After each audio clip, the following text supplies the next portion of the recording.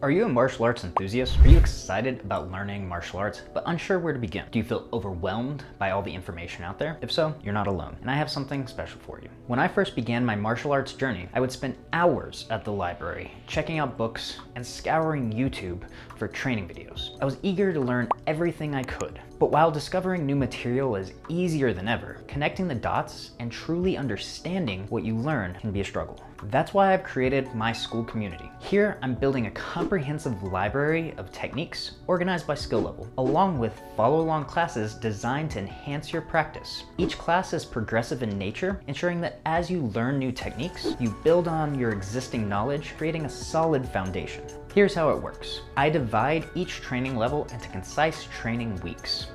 Each week introduces new techniques and provides 3 follow-along classes so that you can practice what you've learned. At the end of each level, you'll have the chance to record a video of yourself demonstrating your skills. This allows you to either self-assess your progress or submit it to an instructor for feedback and grading.